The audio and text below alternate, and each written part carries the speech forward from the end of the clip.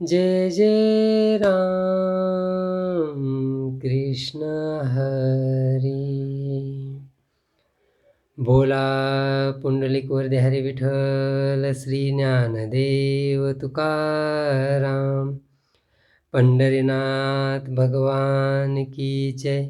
संत सद्गुरु गणेशनाथ महाराज की जय। आज यहाँ पे संत सद्गुरु गणेशनाथ महाराज जी के 137वें अभंग पे प्रवचन कर रहा हूँ। इसमें उन्होंने व्यक्तित्व विकास का स्वरूप बताया है। माझिया मनाचा न कळे मज अंत। देखा जाए पूरा जिंदगी भी हम खुद का आत्मस्वरूप जानने का प्रयास करें, हो सकता है कि हमें वो प्राप्त हो, परंतु मैक्सिमम तो सिचुएशन ऐसी है कि इस माया के इस पर्दे को हटाने में ही हमारा ज़िंदगी चला जाएगा। हम खुद का स्वरूप ही जानने के लिए या हमारे पास बहुत समय कम है या हम कमज़ोर हैं, और उसी जगह हम दुनिया के दोष, दुनिया के गुण, दुनिया को देखते बैठे हैं। मेरे स्वामी विवेकानंद जी कहते हैं, थोड़ा खुद का सोचो, आत्मस्वरूप जानने का प्रयास करो। क्यों दुनिया की तरफ देख के दुनिया को दूषित या अच्छा बनाने में बैठे हो? क्योंकि ये सृष्टि जो परमेश्वर परमात्मा ने बनाई, ये आत्मा को आत्मानुभूति का स्वरूप जानने के लिए, यानी कि हम कौन है ये जानने के लिए एक प्रयोगशाला है। तो यहाँ पे हमें क्या करना है, इस सृष्टि के अनेक प्रकार के अनुभवों को देखकर, सूरज कैसे उगता है, चांद कैसे निकलता है, या ये हवा कैसे चलती है, ये सब का स्वरूप जानकर हम कौन है ये जानने का प्रयास करने के लिए परमेश्वर परमात्मा ने ये सृष्टि बनाई। यानी कि उसका स्वरूप जान के हम खुद का स्वरूप जानने का प्रयास करें। परंतु हम क्या करते हैं, ये तो नहीं करते।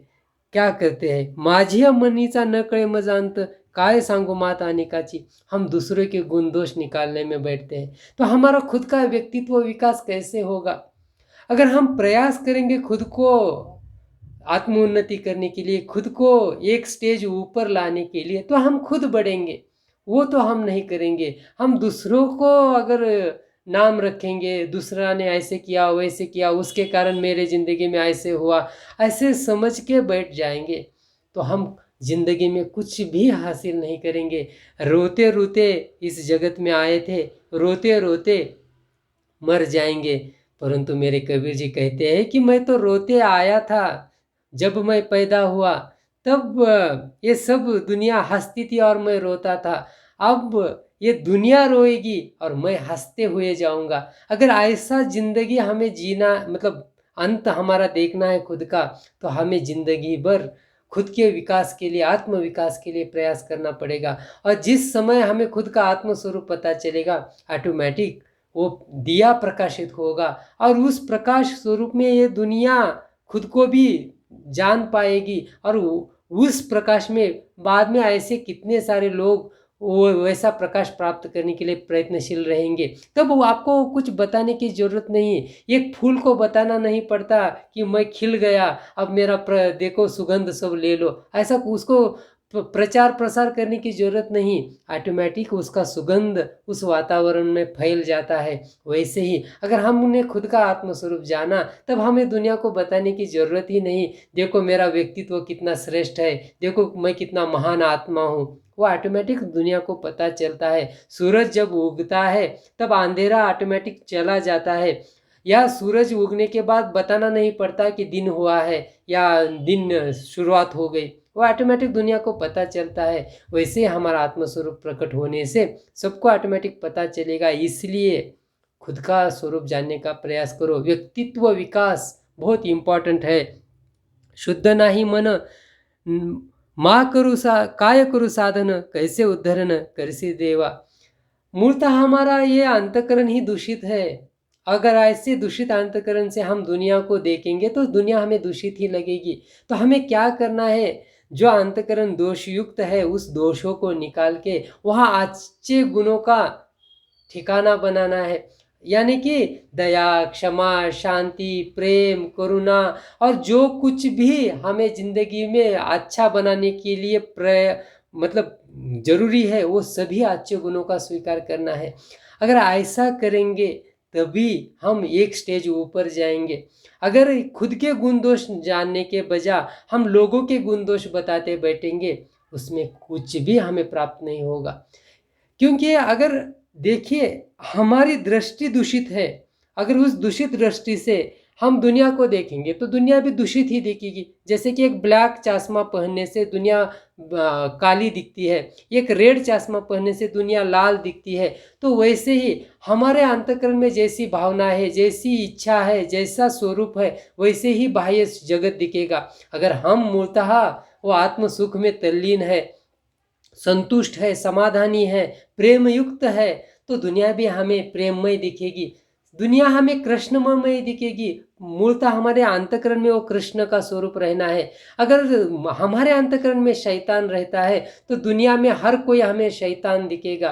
तो इसलिए व्यक्तित्व विकास के लिए सबसे जरूरी बात क्या है कि खुद की पहचान, खुद के गुण दोषों की पहचान अगर ये हमने जान लिया तो फिर दुनिया से हमें कोई ऑडिटर रखने की ज़रूरत नहीं कि भैया मेरे बिजनेस को ऑडिट करो, वैसे मेरे खुद का ऑडिट करो कि मैं कैसा हूँ।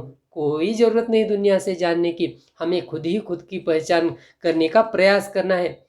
यहाँ पे गुरु का महत्व है, परंतु वो कब, जब हम खुद को आत्मचिंतन में तल्लीन करते हैं या परमार्थिक साधना में जब हम रहते हैं, तब अखंड नाम चिंतन करते हैं, तब वो गुरु ऑटोमेटिक हमारी ज़िंदगी में आते हैं, मार्गदर्शन दिखाने वाले। क्योंकि गुरु उन्हीं को मार्ग दिखाते हैं जो चलने में तैयार है।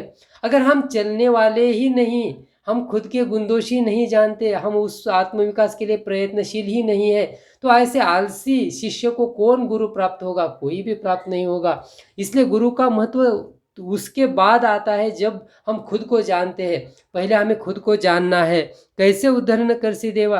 तो ऐसे दुनिया से, लोगों से या भगवान से हम अपेक्षा नहीं रख सकते उद्धार की कि हमारा आत्मविकास कोई और करे। नहीं, व्यक्तित्व विकास हमें खुद ही खुद का करना है। यही मेरे स्वामी विवेकानंद जी ने भी कहा है, यही मेरे आदि शंकराचार्य जी ने भी कहा है। क्योंकि हर को किसी के अंतःकरण में वो सामर्थ्य है कि वो खुद का विकास कर सके। पातकाचा राशि आलोमी जन्मासी, देखा जाए तो हम ये जो मनुष्य देह हमें प्राप्त हुआ है वो गुण दोष मिश्रित है। तो इसलिए अगर हम पूरी तरह से शुद्ध अंतःकरण युक्त रहते तो हम भगवान बन जाते। इसलिए पैदा होने के बाद संत भी नॉर्मल आदमी ही रहते हैं। कोई एक डाकू डकैत डालने वाला भी एक नॉर्मल आदमी ही रहता है। संत तब बनता है जब वो खुद के जो दूषित भावनाएं हैं वो निकाल के वो संत बनता है। और डाकू डकैत डालने वाला तब बनता है जब वो शॉर्टकट जिंदगी का चुनता है, चोरी करके, भ्रष्टाचार करके, धन दौलत कमा के खुद को धन्यता मानने वाला वो डाकू, चोर, भ्रष्टाचारी बनता है। तो यहाँ पे हमें ये जानना जरूरी है कि हमारा अंतःकरण दोनों स्वरूप का है, गुण और दोष का। तो हमें वो दोष को निकाल के हमें संत बनना है, या दोष को रख के गुणों को निकाल के दोषयुक्त काम करके हमें भ्रष्टाचारी चोर बनना है, या हमें डिसाइड करना है व्यक्तित्व विकास करते समय। तो इसलिए व्यक्तित्व विकास में अगर उच्चतम जाना है तो उचित गुणों का अर्जन, अगर नीचे जाना है तो दूषित गुणों का स्वीकार।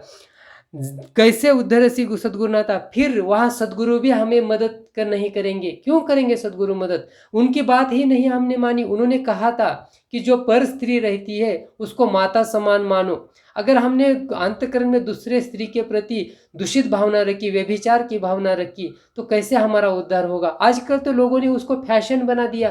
क्या बॉलीवुड दिखा रहा है पता नहीं, क्योंकि जो भी मूवी आजकल दिखाए जाते हैं, गंदी बातें, ये बातें, वो बातें, क्या क्या गाने भी बनाते हैं। थोड़ा सोचिए यार, कैसे तो आज की जो यंग जनरेशन है कैसे अच्छे गुणों का स्वीकार करेगी।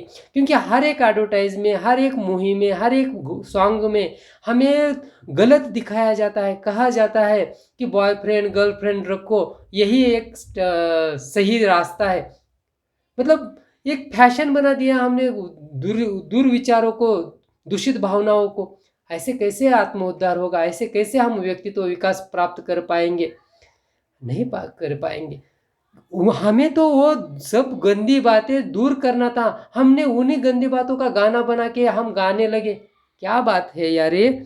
और कैसे उधर से फिर वहाँ पे ये सदगुरु कैसे हमारे हमको मुक्त करवाएंगे? नहीं कर सकते, क्योंकि मेरे कबीर महाराज जी कहते हैं, एक बार आओ, हम भगवान का धिक्कार कर सकते हैं, भगवान का नाम ना लेंगे तो भी चलेगा, परंतु सदगुरु ने जो वचन बोले हैं, अगर उन वचनों को हम नहीं पालेंगे, हमारा मन के जैसा हम भागेंगे, तो जरूर हम नरक यानी कि नीचेली योनि में प्राप्त हो जाएंगे, या इस जीवन में भ्रष्ट हो जाएंगे, आत्महत्या करके मरना पड़ेगा।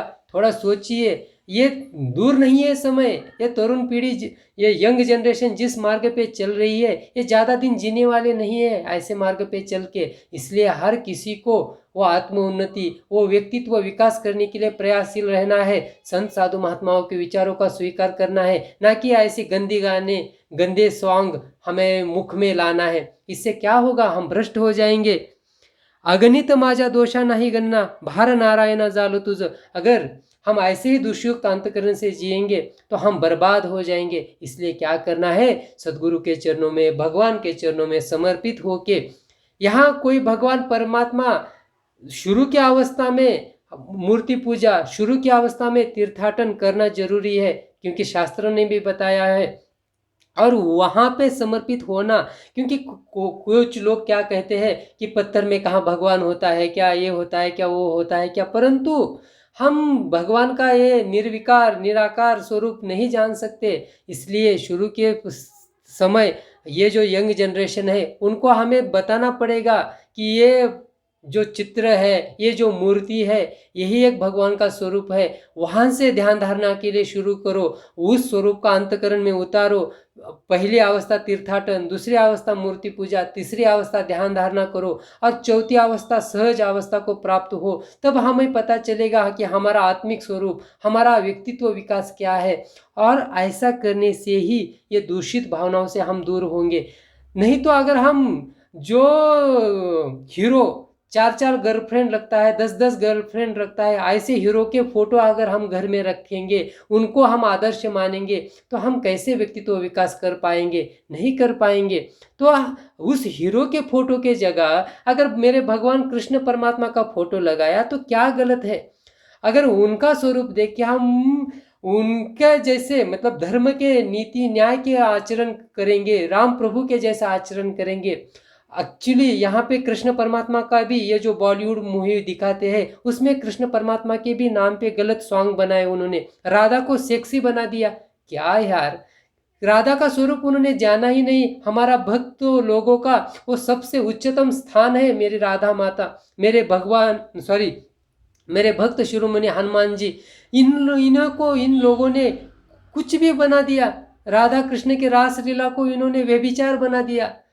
मत ऐसा कीजिए। मेरे कृष्ण परमात्मा जैसे योगी तो इस पूरे सृष्टि में कोई नहीं है, क्योंकि जो सभी भोग भोग के भी जो बाल ब्रह्मचारी है, ऐसा मेरा कृष्ण परमात्मा है। वो जीव शिव का स्वरूप है, जो जीव को खुद में सम्मिलित कर लेता है, ऐसा रास क्रीड़ा का स्वरूप है। अगर ये स्वरूप हम हमारे तरुण पीढ़ी को नहीं बताएंगे तो मेरे कृष्ण परमात्मा के प्रति व्यभिचार के दृष्टि से देखेंगे, और अलग नज़र से देखकर वो रास क्रीड़ा को कुछ अलग स्वरूप बताकर दुनिया, मतलब ये यंग जनरेशन किसी अलग मार्ग पे जाने में समय नहीं लगेगा। और ये ऐसे दिखा रहे हैं मुहिम में, तो ये बहुत गलत है। थोड़ा हमें इन बातों पे सोचना पड़ेगा, और सच्चे धार्मिक जो ज्ञान है, जो बताया सिद्धि क्या है, मोक्ष क्या है, या ये परमात्मा क्या है, भक्त क्या है, राधा क्या है, ये अगर हमने स्वरूप नहीं बताया तो बहुत मुश्किल है आने वाला समय। गणेशनाथ मने ऐसा मी पात की, कीर्ति तिही लोकी करी न तुझी। इसलिए आखिर में संत सद्गुरु गणेशनाथ महाराज जी कहते हैं कि हमारा वो आत्मिक स्वरूप जान के क्या करना है, खुद के दोष और गुण, इनका वर्गीकरण करके दोषों को निकाल के गुणों को बढ़ा के परमेश्वर परमात्मा का वो सच्चिदानंद स्वरूप जानने के बाद वही स्वरूप दुनिया को बताना है। व्यक्तित्व विकास खुद का होने के बाद मैंने ये कैसे व्यक्तित्व विकास किया, इसका स्वरूप दुनिया को जब हम बताएंगे, तब वो अनेक हमारे जैसे जो मतलब दूषित भावनाओं के कारण, दूषित विचारों के कारण मतलब अधोगति को जा रहे हैं, उनको भी एक प्रेरणा प्राप्त होगी और वो भी खुद का उद्धार प्राप्त कर सकते हैं। जैसे मेरे नारद महर्षि ने मेरे वाल्मीकि ऋषि जी को उचित मार्ग पे लाके उनको ऐसे स्थान पे बिठा दिया, आद्य महाकवि रामायण के ऐसे स्थान पे बिठा दिया, वैसा हम भी कर सकते हैं। इसलिए हर किसी को प्रयास करना है कि उचित ज्ञान समाज में प्रसारित करे, प्रचार करे, तभी इस जगत का कल्याण है। नहीं तो जगत उस अधोगति को जाने से कोई नहीं बचा सकता। गणेशनाथ गणेशनाथ गणेशनाथ गणेशनाथ गणेशनाथ गणेशनाथ गणेशनाथ गणेशनाथ। बोला पुंडलिक वरदहरी विठ्ठल श्री ज्ञानदेव तुकाराम। पंढरीनाथ भगवान की जय। संत सद्गुरु गणेशनाथ महाराज की जय।